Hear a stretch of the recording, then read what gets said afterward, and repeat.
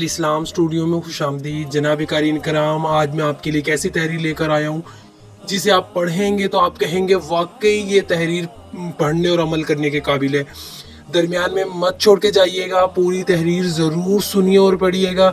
انشاءاللہ اس سے آپ کو اور آپ کی نسلوں کو بہت فائدہ ہوگا اور ان کی تربیت میں آپ کا بہت بڑا ایک حصہ ہوگا.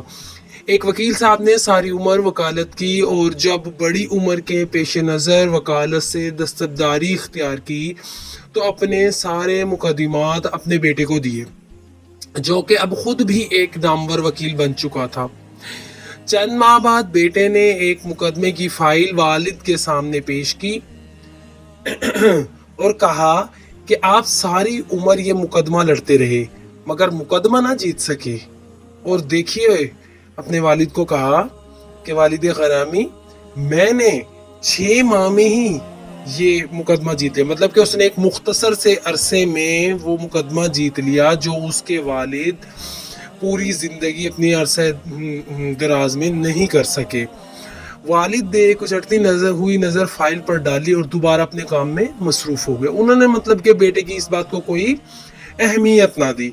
اب چونکہ بیٹے کی نظر میں یہ تھا کہ میں بہت بڑا ایک کارنامہ کر آیا ہوں, تو ہو سکتا ہے کہ بھئی وہ یہ سوچ رہا تھا کہ میرے والد جو تھے وہ مجھے ضرور شاباش دیں گے اور میرے اس کام کو سہرائیں گے.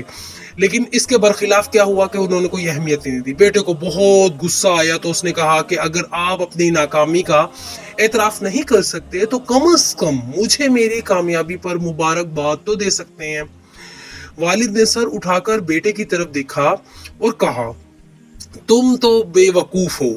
تم سب بہن بھائیوں کو میں نے اس مقدمے سے پڑھایا لکھایا اور میں نے یہ مقدمہ تمہیں تمہارے بچوں کے لیے دیا تھا اور تم نے خود ہی اپنی آمدنی کا ذریعہ بند کر دیا.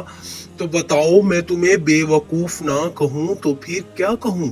تو جناب قارئین کرام بالکل ایسا ہی ہے کہ ایک کیس کو لے کر کئی سالوں اور زندگیاں بیت جاتی ہیں کہ اس دنیا سے ہی لوگ رخصت ہو جاتے ہیں.